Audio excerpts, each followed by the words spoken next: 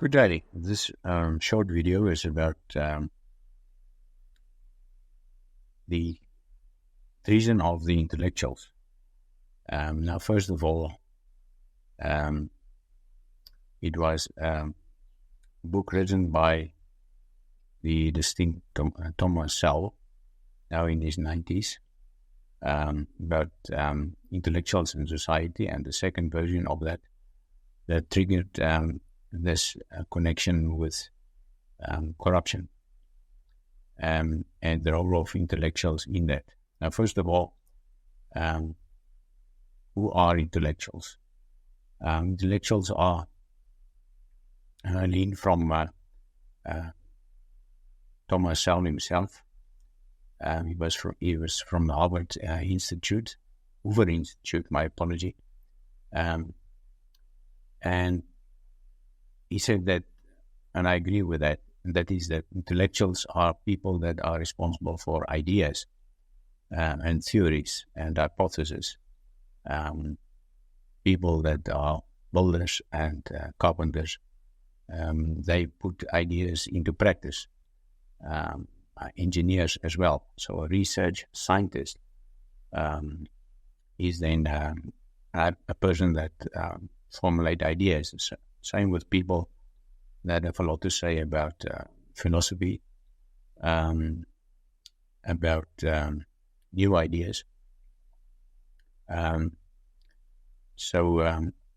With the exception that intellectuals don't put their ideas into practice, the taste of their ideas, they are not being held accountable for that. And that is how one can describe who is an intellectual.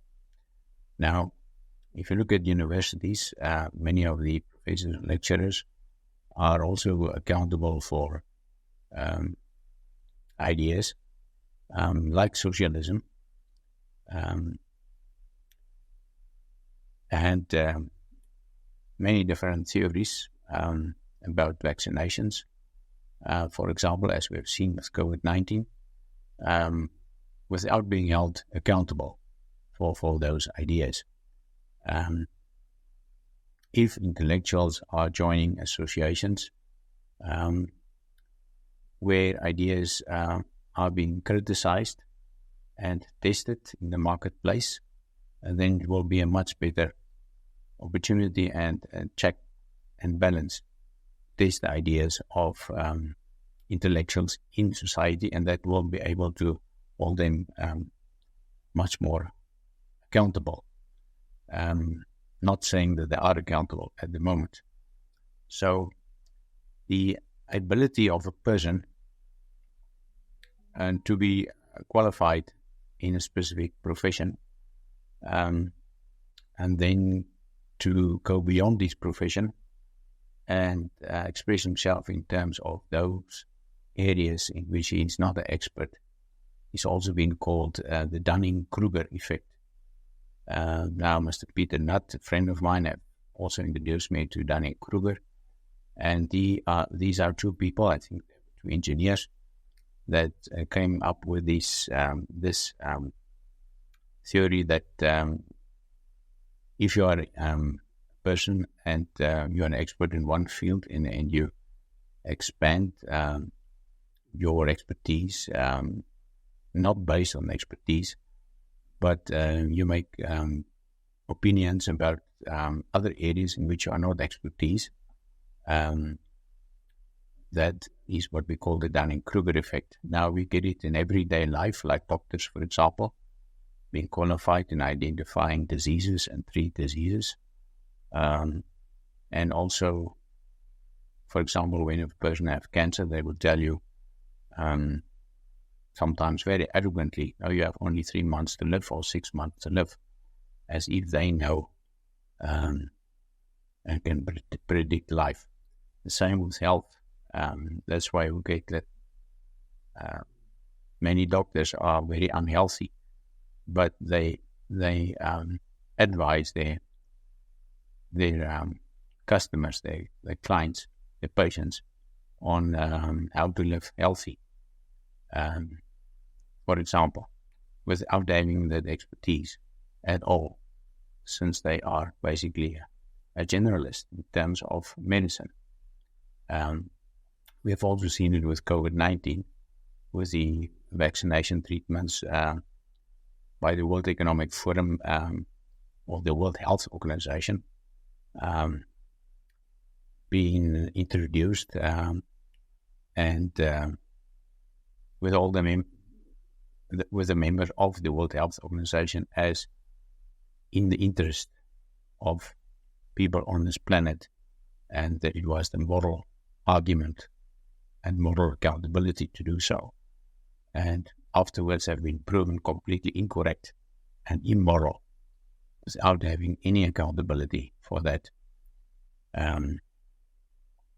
that abuse and misuse, the fear of people and the ignorance of people and the ability of people to organize themselves and express themselves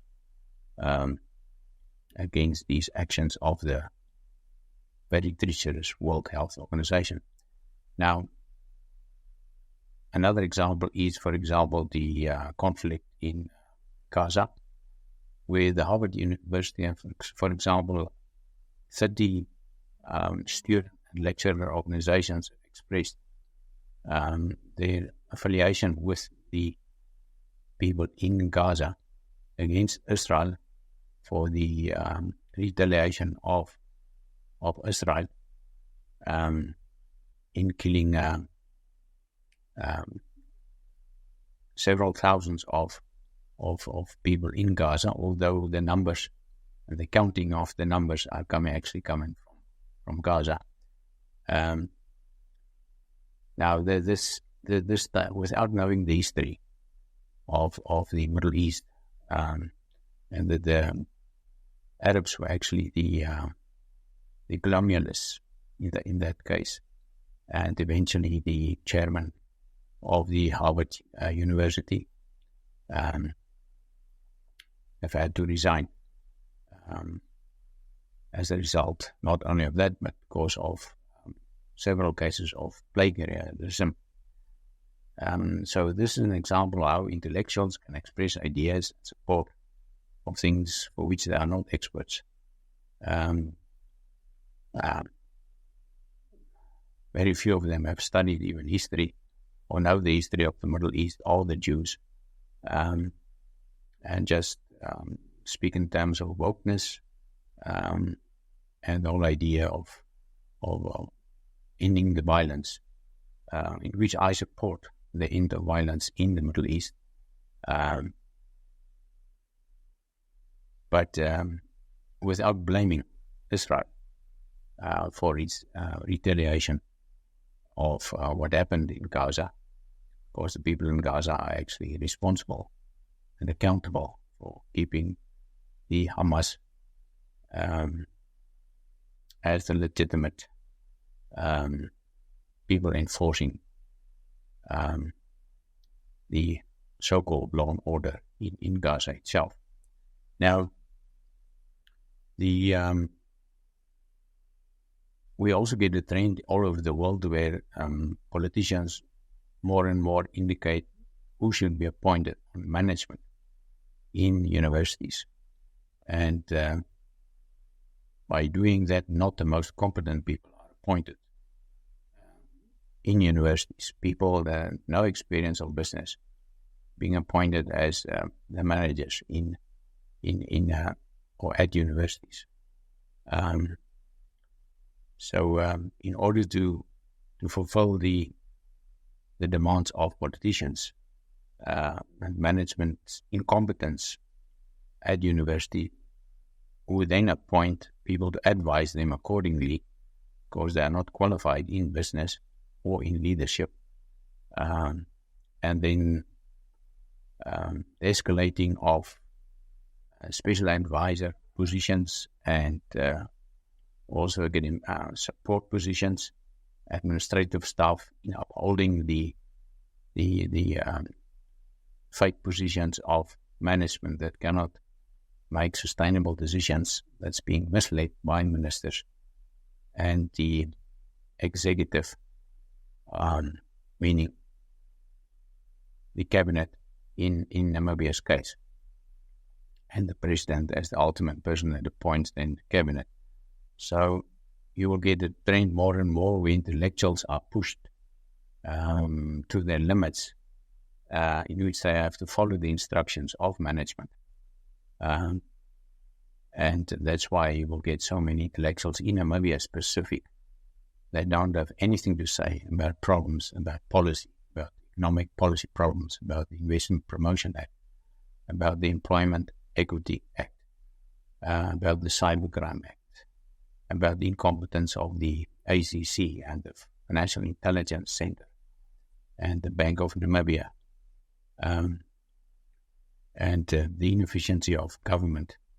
Although they are experts in business, because so many of them are on contract and so many of them fear their position, they will never speak up about the problems of policy, and because of that they'll also get a situation where they lecture mainly theory without application, and that filters down to the quality of education that is deteriorating in a country like Namibia, where the previous year, 2023, 75% of grade 11 learners were not being able to proceed to grade 12 or to any postgraduate qualification. That type of education I regard as a complete failure, 34 years after independence. So intellectuals are accountable. They are supposed to be accountable, but at the moment they are not, because of political interference that filters down to universities, and where intellectuals are being treated as disposable people and people that are not associated with industry in terms of implementing their ideas. Some intellectuals have never worked even in the private sector or in the government or in any non-governmental organization. Now, that is not to criticize those people. There are also those that are practical and make a very valid contribution, because they're open-minded, flexible, and they sit on boards where they advise, and they can also make practical decisions. So intellectuals must be linked in society, with society, in terms of non-governmental organizations, in terms of make a contribution to the community, and also in terms of being part of boards and members on boards, without being there just for the position or for the money. So one can say that intellectuals play a very significant role in corruption. That's why I call this video the treason of the intellectuals. Thank you very much.